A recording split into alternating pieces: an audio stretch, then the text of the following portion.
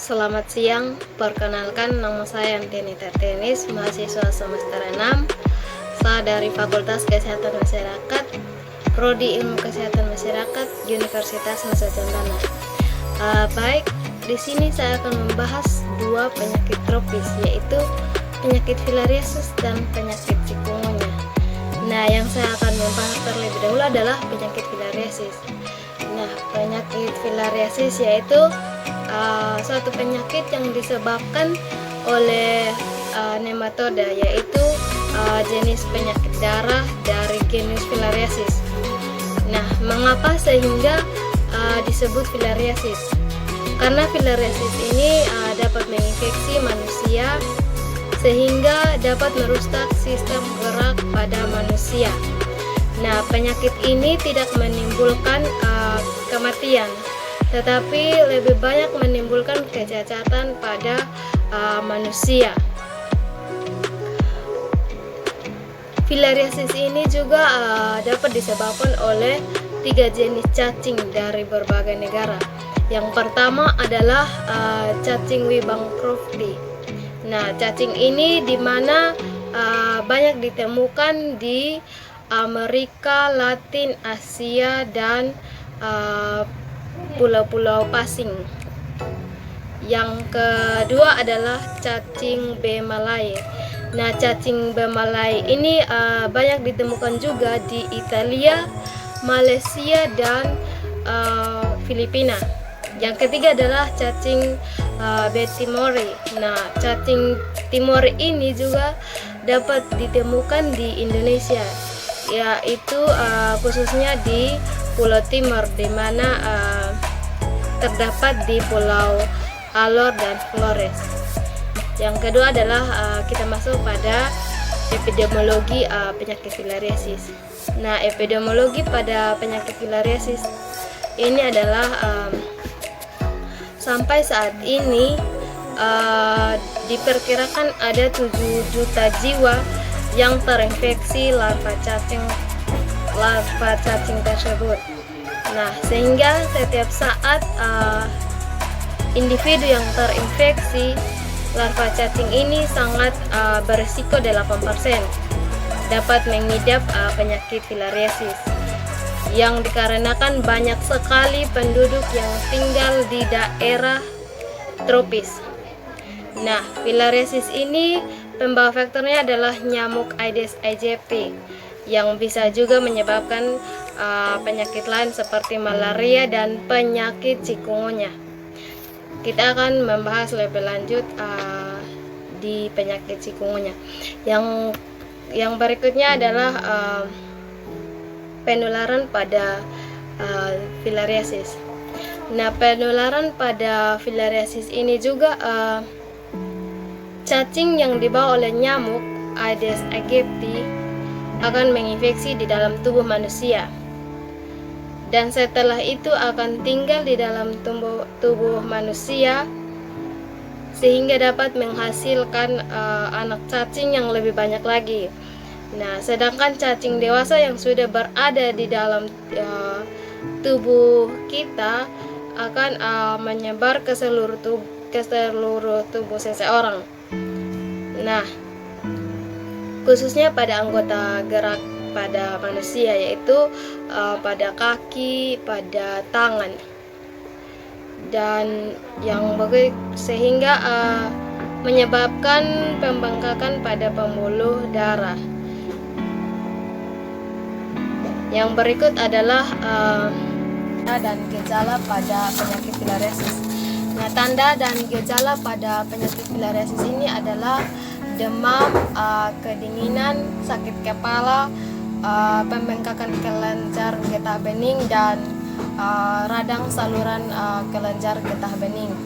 Nah, demam ini jika seseorang yang sudah terinfeksi virus filariasis ini akan demam selama 3-5 hari, dan demam ini juga biasanya akan muncul secara berulang kali. Yang kedua adalah kedinginan. Nah, kedinginan adalah biasanya akan seseorang yang sudah terinfeksi filariasis akan merasa kedinginan atau meriang pada siang dan malam hari. Yang ketiga adalah sakit kepala. Nah, sakit kepala pada filariasis ini juga dapat ditandai dengan rasa sakit yang sering muncul bersama dengan demam. Yang berikutnya adalah pembengkakan kelenjar getah bening. Nah, pembengkakan ini biasa muncul di daerah lipatan pada paha dan ketiak. Umumnya pembengkakan ini akan terlihat kemerahan, terasa panas dan nyeri. Yang berikutnya adalah diagnosa.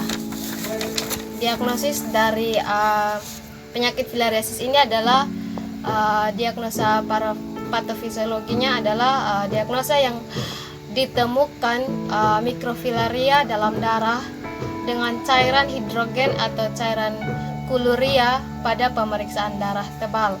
Yang kedua adalah diagnosa radio, yaitu diagnosa dengan melakukan pemeriksaan dengan USG, getah bening dan gambaran cacing yang bergerak di dalam tubuh.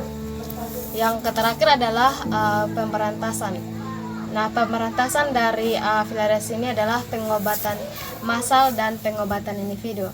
Nah, pengobatan massal ini dapat dilakukan secara bersamaan dengan memberikan DEC dengan pengobatan massal maupun perorangan. Nah, DEC ini dapat membunuh mikrofilaria dan cacing filariasis pada pengobatan jangka panjang. Yang terakhir adalah pengobatan individu. Dapat diberikan obat DEC agar kuman atau bakteri tidak dapat menyebar ke seluruh tubuh. Baik, kita akan lanjut pada penyakit chikungunya. Ya, penyakit chikungunya ini juga termasuk penyakit tropis, di mana penyakit chikungunya ini adalah dapat disebabkan oleh virus chikungunya yang ditularkan ke manusia melalui gigitan nyamuk. Penyakit chikungunya ini juga sama dengan penyakit filariasis yang tidak berbeda jauh.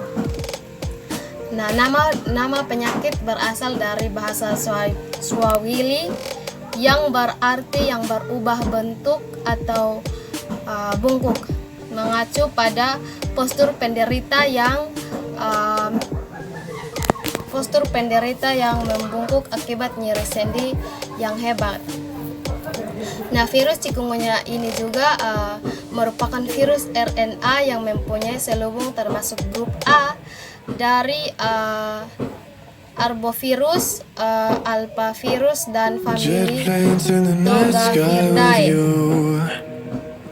Yang berikutnya adalah gejala dari chikungunya. Nah, gejala dari chikungunya yaitu jika seseorang yang terinfeksi virus chikungunya ini akan mengalami demam hingga 30 derajat Celcius. Yang kedua adalah nyeri pada otot dan sendi. Yang ketiga adalah dekat, dan berikutnya adalah nyeri pada tulang, sakit kepala, muncul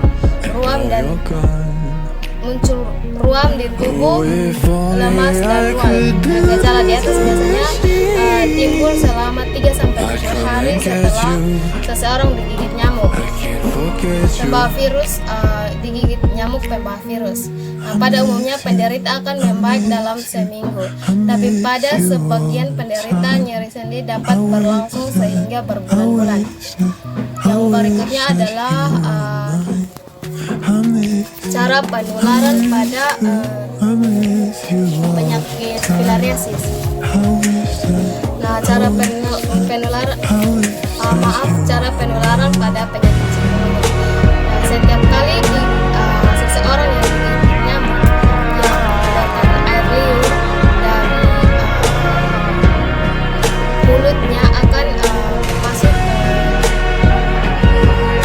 ke tubuh seseorang sehingga terinfeksi virus chikungunya. Nah, ini akan mengalami masa inkubasi selama 2-12 hari atau selama 2 minggu.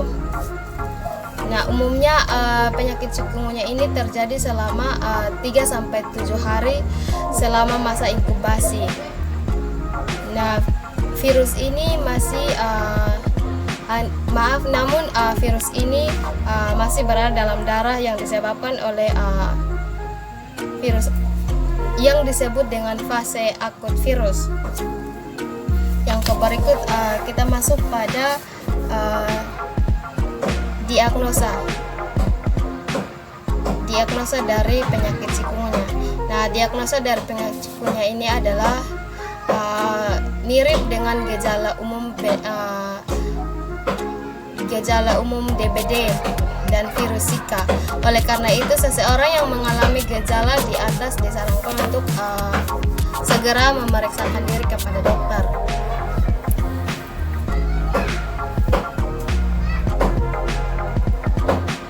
Yang berikutnya adalah pengobatan dari chikungunya. Nah, tidak ada pengobatan yang khusus untuk menyembuhkan chikungunya, karena penderita akan sembuh dengan sendirinya. Dalam banyak kasus, gejala akan mereda dalam seminggu.